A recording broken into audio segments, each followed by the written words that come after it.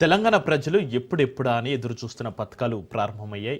నారాయణపేట జిల్లా చంద్రవంచ గ్రామంలో 4 ప్రతిష్టాత్మక పథకాలను సీఎం రేవంత్ రెడ్డి ప్రారంభించారు. రైతు భరోసా, ఇంద్రమ్మ ఇల్లు, రేషన్ కార్డులు, ఇంద్రమ్మ ఆత్మీయ భరోసా పథకాలను రేవంత్ రెడ్డి ప్రారంభించారు.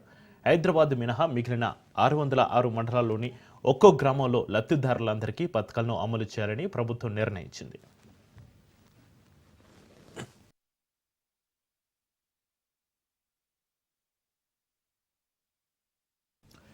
ఇచ్చిన మాట ప్రకారం పథకాలు ప్రారంభించుకున్నామని సీఎం రేవంత్ రెడ్డి అన్నారు. ఇచ్చిన హామీల అమలుకు నిరంతరం శ్రమిస్తున్నామని తెలిపారు. 10 ఏళ్ల తర్వాత ఇంద్రమ్మ ఇళ్ల పథకం ప్రారంభించుకుంటున్నామని, నిరుపేదల సొంతింటి కలను తమ ప్రభుత్వం నెరవేరుస్తుంది అన్నారు. రాత్రి 12 గంటల తర్వాత రైతుల బ్యాంక్ అకౌంట్లలో రైతు భరోసా నిధులు జమ అవుతాయని తెలిపారు. భూమి లేని రైతు కూలీల కోసం ఇంద్రమ్మ ఆత్మీయ భరోసా పథకం కింద 12,000 అందిస్తామన్నారు. పేదల కలలో ఆనందం చూడాలన్నదే మా ప్రభుత్వ లక్ష్యమని రేవంత్ రెడ్డి అన్నారు.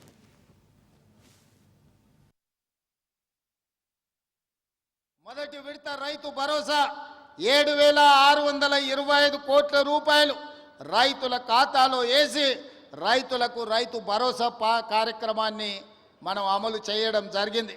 ఇదే కాదు, మొదటి సంవత్సరంలో ఈ రాష్ట్రాన్ని పట్టి పీడిస్తున్న నిరుద్యోగ సమస్యను పరిష్కరించడానికి తెలంగాణ రాష్ట్ర ప్రభుత్వంలో మొదటి ఏడాదిలోనే 55,143 ప్రభుత్వ ఉద్యోగాలు ఇచ్చి ఈ రాష్ట్రంలో ఉన్న నిరుద్యోగ సమస్యను పరిష్కరించడానికి మన ప్రభుత్వం తీవ్రమైన కృషి చేసింది. ఈరోజు దేశంలోనే ఏ రాష్ట్రం, ఏ ముఖ్యమంత్రి చేయని విధంగా మన ప్రభుత్వం, మన నియోజకవర్గ ప్రజల ఆశీర్వాదంతో ఈనాడు తెలంగాణ రాష్ట్రంలో 55,163 ప్రభుత్వ ఉద్యోగాలను ఇచ్చి నిరుద్యోగులను ఆదుకున్న ప్రభుత్వం మన ప్రభుత్వం అని ఈ సందర్భంగా నేను తెలియజేయదలుచుకున్నా.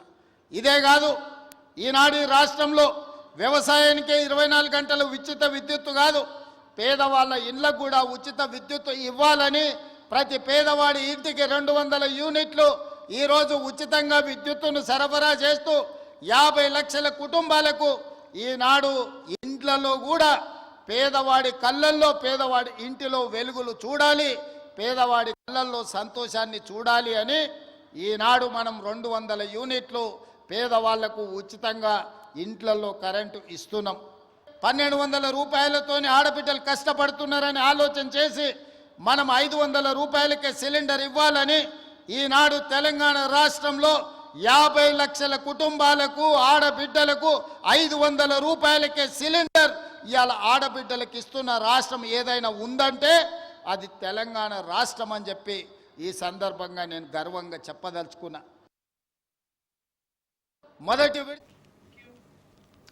బీఆర్ఎస్ అధ్యక్షుడు కేసీఆర్పై రేవంత్ రెడ్డి విరుచుకుపడ్డారు. అసెంబ్లీకి రాని ప్రతిపక్ష నేత కేసీఆర్ను ఏమనాలి అన్నారు. కేసీఆర్కు ప్రజా సమస్యలపై చర్చించే బాధ్యత లేదా అంటూ ప్రశ్నించారు. అలాంటప్పుడు కేసీఆర్కు ప్రతిపక్ష నేత పదవి హోదా ఎందుకు అన్నారు.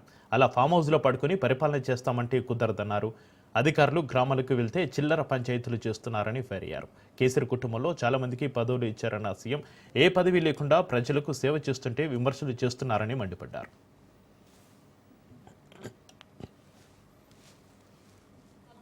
మీరు ఒక్కసారి ఆలోచన చేయండి. ఆయనకు బాధ్యత లేదా? అధికారం ఉంటే అధికారం చెలాయిస్తాడు, అధికారం అడ్డం పెట్టుకొని కొల్లగొడతాడు. ఇది తప్ప ప్రతిపక్ష నాయకుడిగా వారు బాధ్యతలు నిర్వహించరా అని నేను అడుగుతున్నా.